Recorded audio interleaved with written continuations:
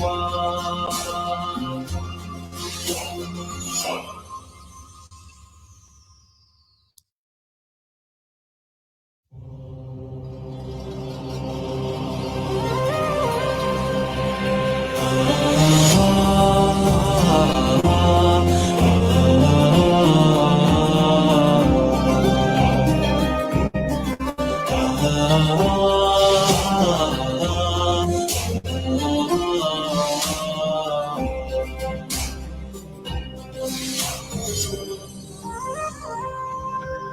Betapa mulia Yesus Rasul pilihan Allah,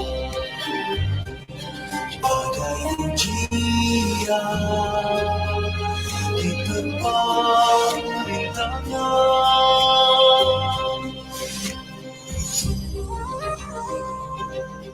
Jejak Rasul walau jauh, jalan yang membawa ke syurga. Jejak Rasul secara dunia, indahnya membara di jiwa. Kesabaran tidak menunggu di mana zaman. Keikhlasan tiada apapun yang digentarkan.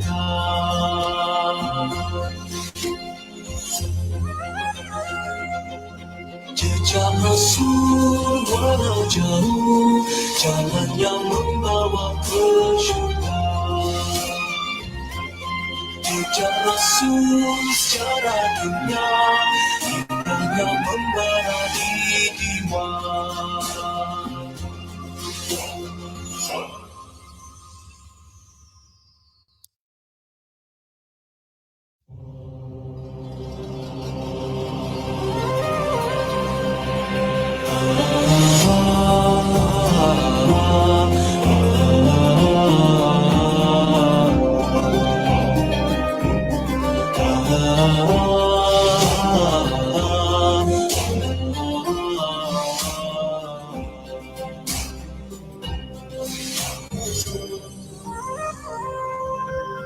Betapa mulia Yesus Rasul pilihan Allah,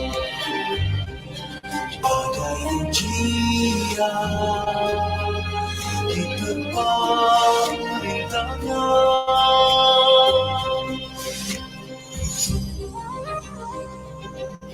Jejak Rasul walau jauh, jalan yang membawa ke syurga. Jejak Rasul secara dunia, indahnya membara di jiwa. Kesabaran tidak menunggu di mana zaman. Keikhlasan tiada apapun yang digentarkan.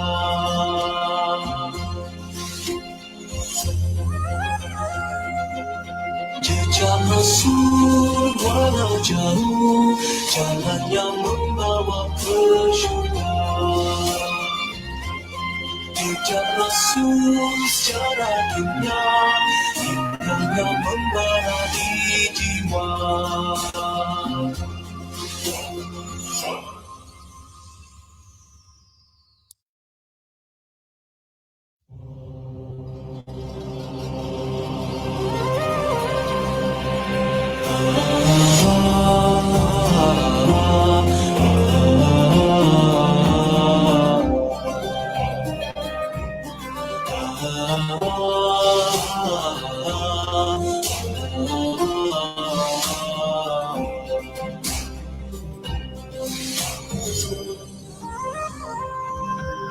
Betapa mulia Yesus Rasul pilihan Allah, badai ujian di depan rintangan.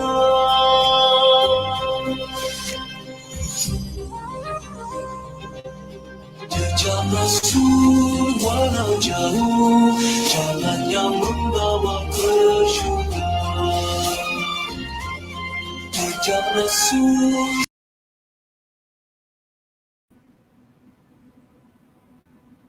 Assalamualaikum warahmatullahi wabarakatuh. Alhamdulillahirrahmanirrahim. Alhamdulillah, kita bertemu lagi dalam kita punya aktiviti bulan Ramadan bersama Rampai Kotera Al-Amin Al-Wasis juga. Pada tahun ini kita ada buat sedikit kelainan yang mana pada tahun lepas kita buat kisah Al-Quran atau kisah Nabi. Kita buat masa tu dalam satu pertandingan sebenarnya, tapi alhamdulillah tahun ni kita buat satu yang lain pula. Kita live stream pula kali ni. Mulai datang musim kita ni kan, inilah saya yang terbaik. Kita tengok Ustaz di luar sana pun banyak yang buat live stream berkenaan dengan kisah-kisah agama dan sebagainya. Baiklah, kita sebenarnya saya bikin sikit pendedaan. Kita punya kisah-kisah Al-Quran kali ni kita bawakan tiga presenter sebenarnya, dan pada kali ini dimulakan dengan Syafiq, saudara Syafiq daripada Edo Oasis yang akan menyampaikan kisah Nabi Yusha bin Nun. Pernah tak kita dengar nama Nabi Yusha ni sendiri?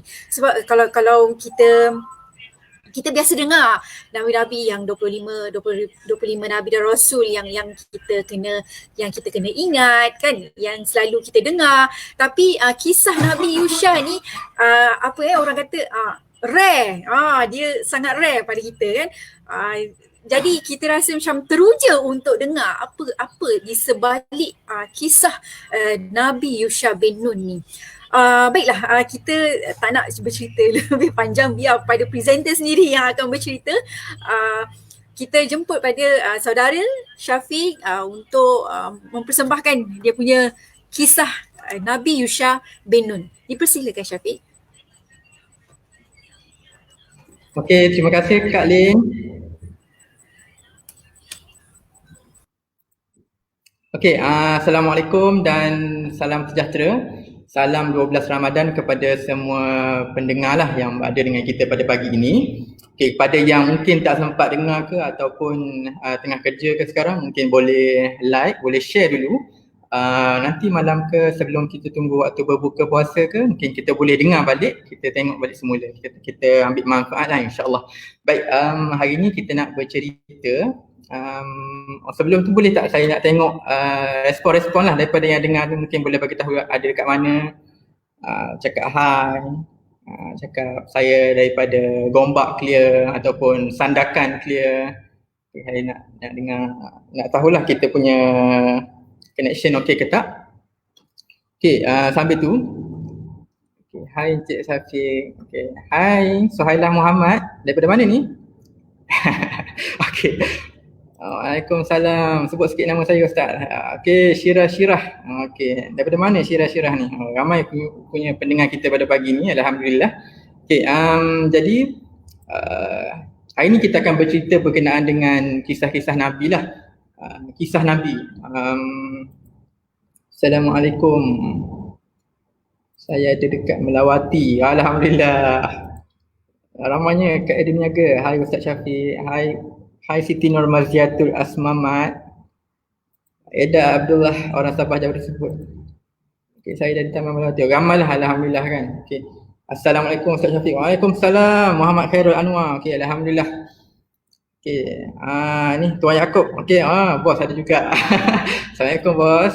Okey, alhamdulillah line clear. Okey, jadi tanpa membuang masa, saya kira saya mulakanlah sedikit berkenaan dengan kisah Nabi Yusha. Kisah Nabi Yusha ni jarang kita dengar. Mungkin satu sebabnya adalah kerana dia bukanlah antara nabi-nabi yang wajib kita ketahui, kan? Bukan dalam kalangan 25 nabi yang wajib diketahui. Dan nama Nabi Yusha juga tak disebut secara khusus dalam Al-Quran. Cuma dalam satu ayat dalam surah Al-Kahfi ada disebut bayanganlah, dan Nabi pun mengesahkan bahawasanya yang disebut dalam Al-Quran itu adalah Nabi Yusha bin Nun. Jadi Nabi Yusha bin Nun ni dia hidup pada zaman Nabi Musa, pada zaman Nabi Musa dan Nabi Harun. Jadi dalam surah Al-Kahfi Allah ada sebut, saya bacakan makna dia.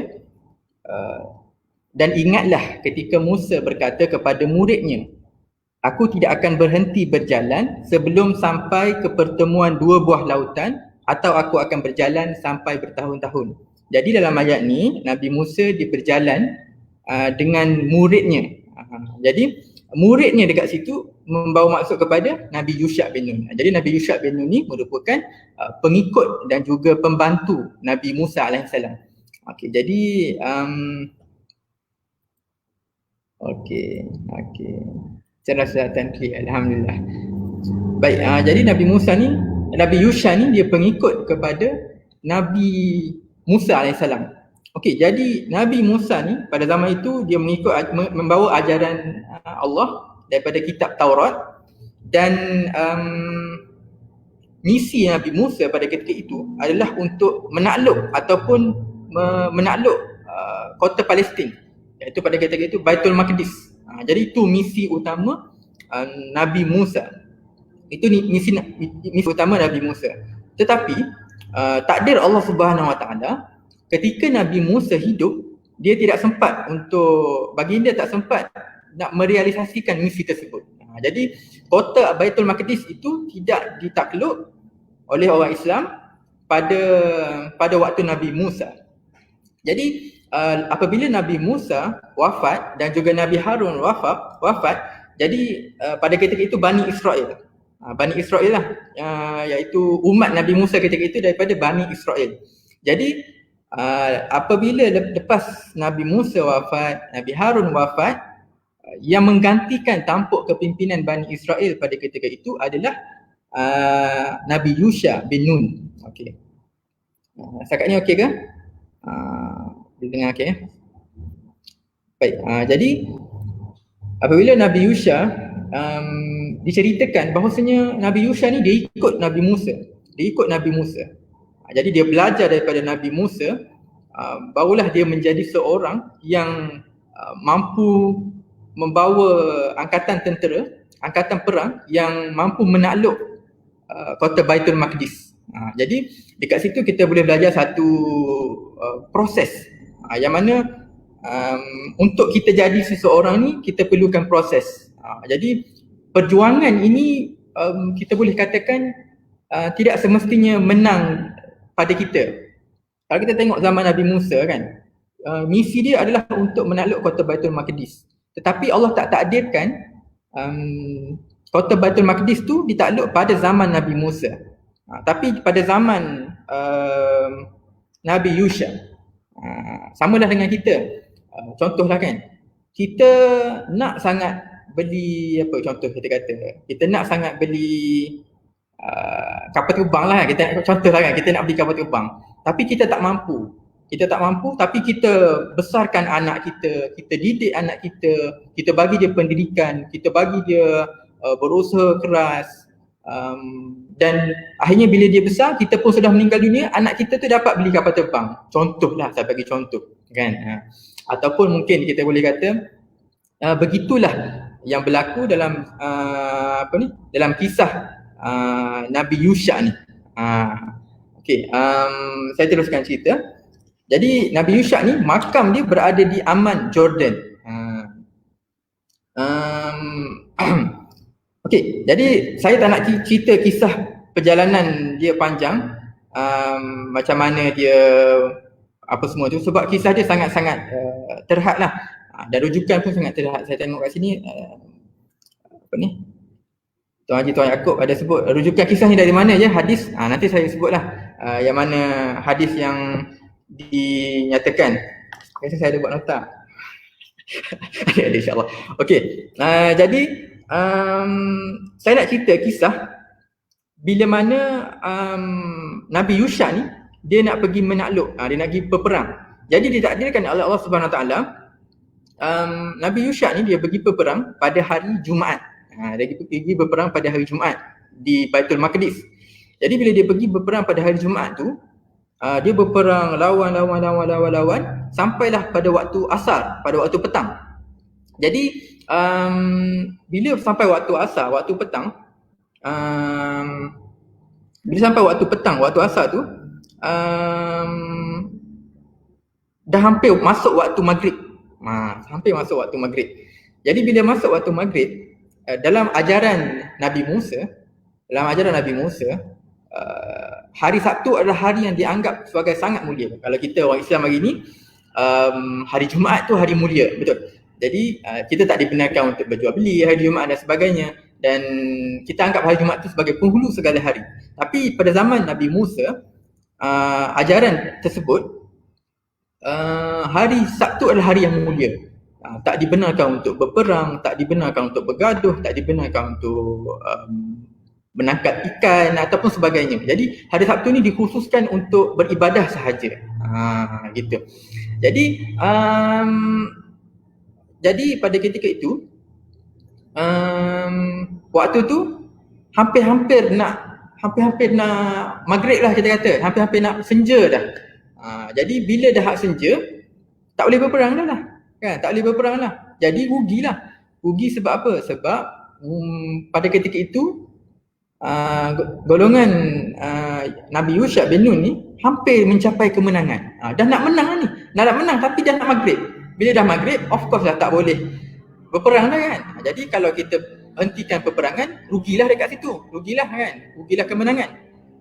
Jadi Nabi Yusha pun dia berdoa kepada Allah Subhanahu Wa Taala. Dia berdoa kepada Allah Subhanahu Wa Taala. Jadi sebelum saya sambung berkenaan dengan kisah doa tersebut, doa Nabi Yusha tersebut, saya nak cerita macam mana Nabi Yusha ni dia pilih dia punya angkatan tentera. Dia memilih angkatan tenteranya dengan sangat-sangat bagus. Yang mana dia nak pilih yang betul-betul berkualiti untuk menakluk kota Baitul Maqdis. Jadi pertama sekali dia ada sebut sebelum pergi berperang, Nabi Yusha dia kata, kalau siapa-siapa yang baru berkahwin, yang belum lagi bersama dengan isterinya, tak boleh berperang, tak boleh ikut berperang. Yang kedua, orang yang baru buat rumah ataupun baru buat perusahaan, tak dapat lagi hasil kan, baru buat rumah, tak boleh juga ikut berperang.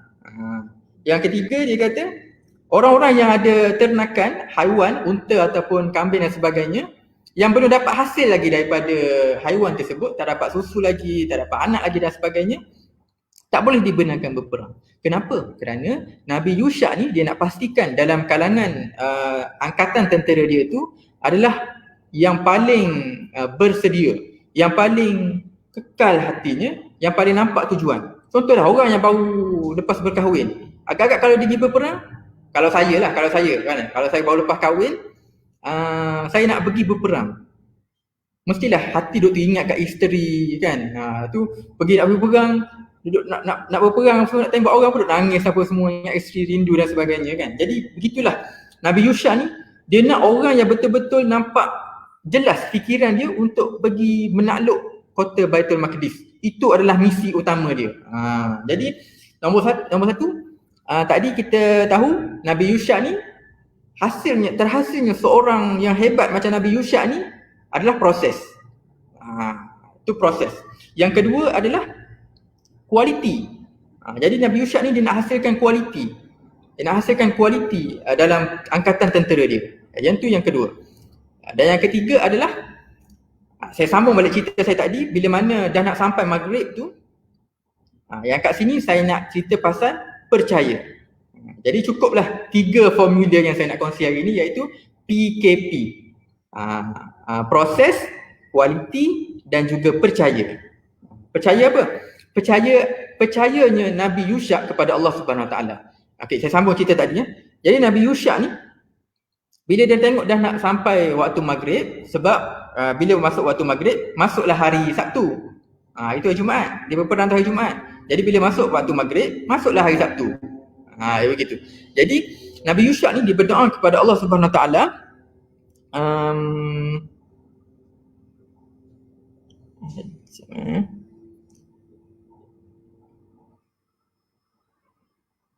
Ya Allah, dia kata macam ni, sesungguhnya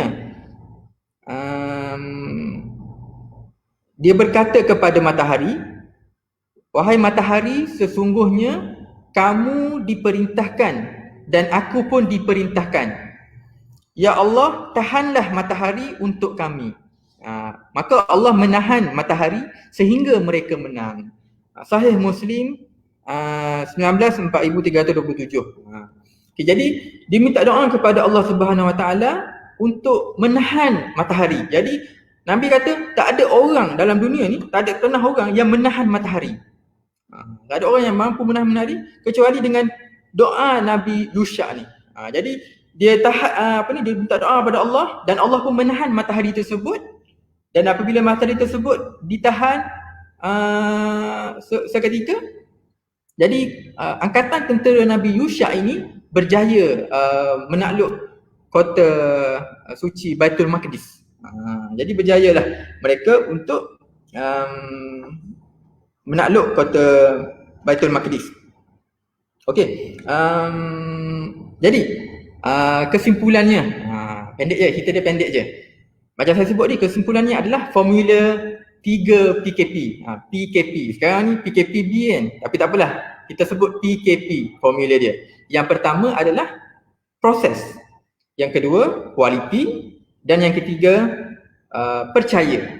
Okey, PKP. Okey.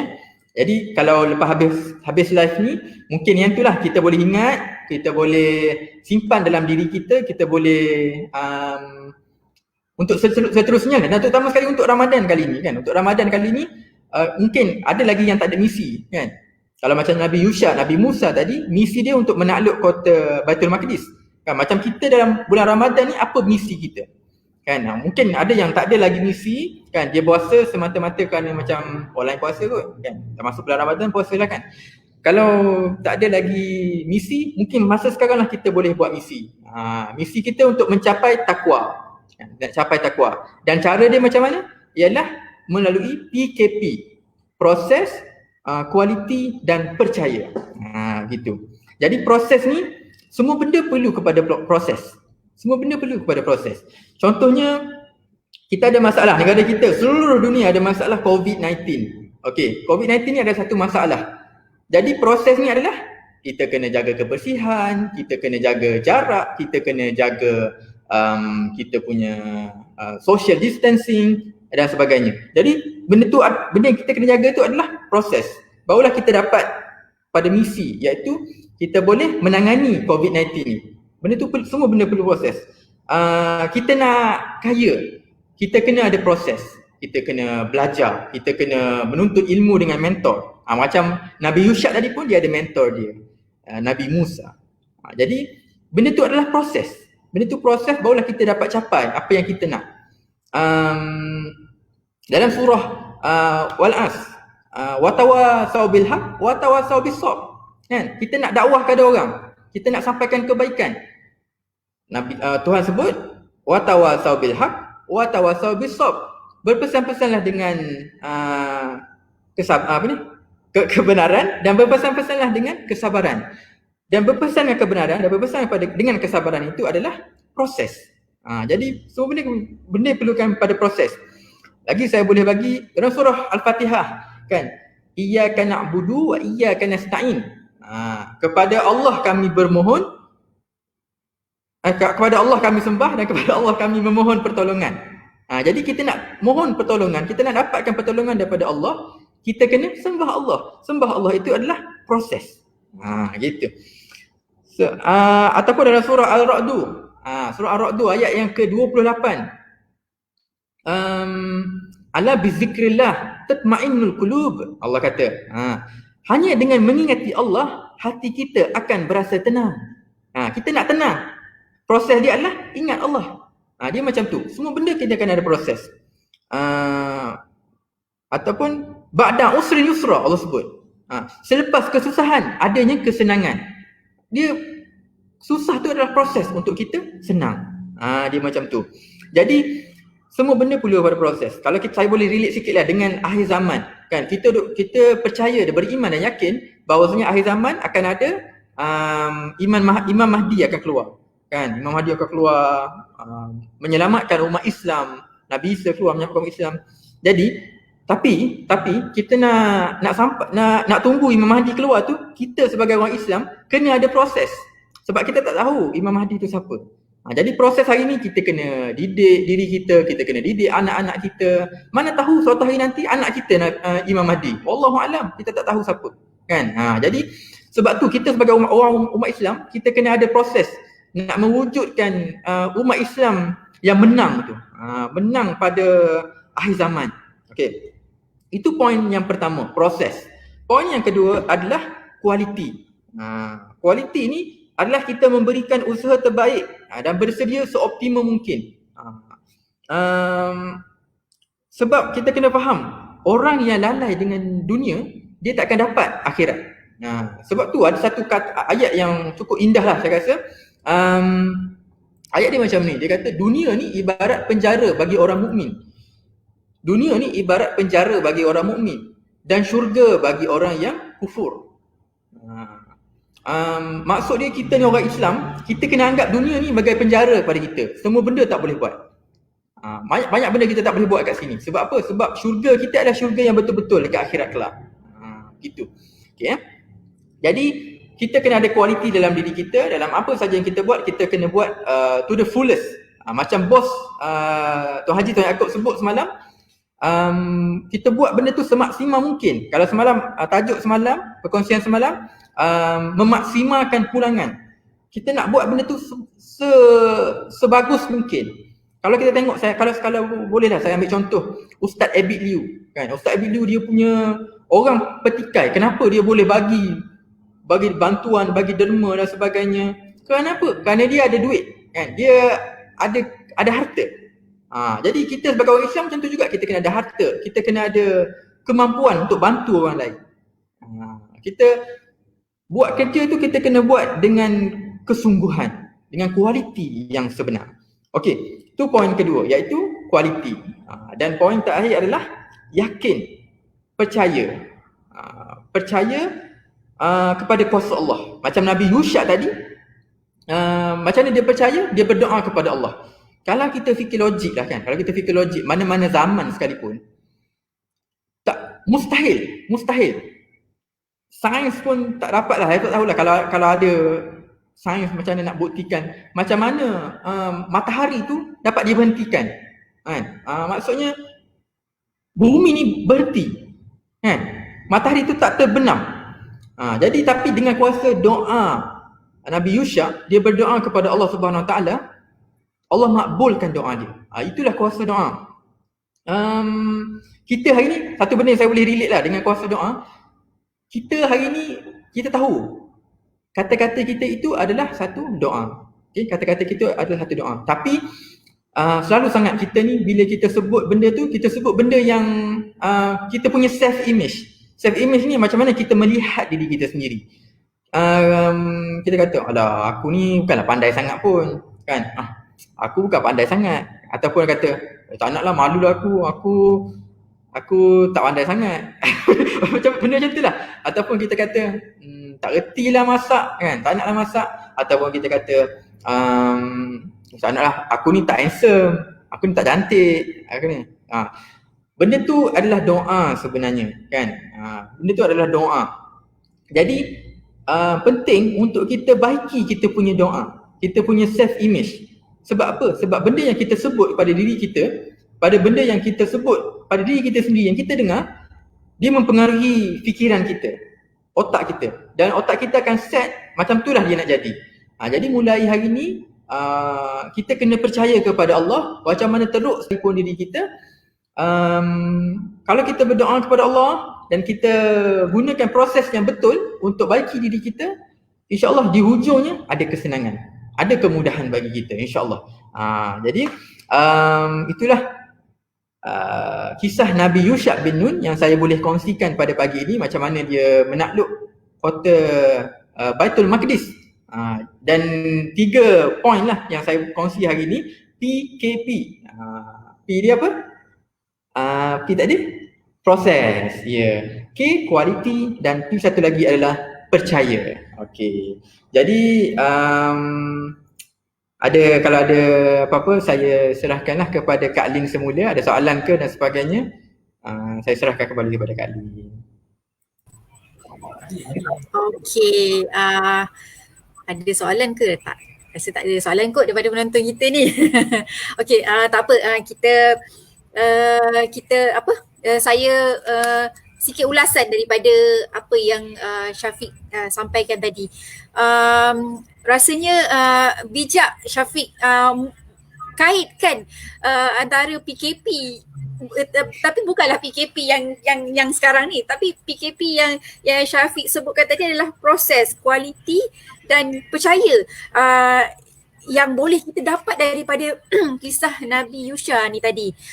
Memang kalau kita baca kisah-kisah Nabi ni, sebenarnya kita boleh kaitkan kisah-kisah nabi-nabi ini dengan keadaan dan apa yang kita alami sekarang. Maksudnya kisah-kisah nabi ni dia ada dia punya pengajaran dia, sepatutnya ada pengajaran dia tersendiri, dan pengajaran dia tu tadi kita ambillah sebagai iktibar dan kita apakan dalam kehidupan kita. Rasanya mungkin setakat itu sajalah kot kita punya program kisah Nabi Yusha pada hari ini, dan insyaAllah kita sebenarnya ada lagi beberapa program. Besok pun mungkin ada tadabbur bersama dengan Puan Husni, kisah Ad-Duha. InsyaAllah kita jangan lupa besok, dan bersiaran pada jam 11 pagi juga Syafiq rasanya, insyaAllah besok. Okey, terima kasih banyak Syafiq di atas penyampaian kisah Nabi tadi tu. Kalau mungkin ada tadi mungkin ada, kalau tak salah bos ada tanya kat Syafiq tadi, rujukan di mana kan? Lupa lah kat situ Syafiq. Ada sebut. Ada sebut tadi Syafiq Oh, Syafiq dah jawab tadi sebenarnya. Okey. Baiklah, mungkin sampai situ saja. Kita sudah dengan wal asr. Sekian dulu, wabillahi taufiq wa hidayah. Wassalamualaikum warahmatullahi wabarakatuh. Jumpa lagi. yang membawa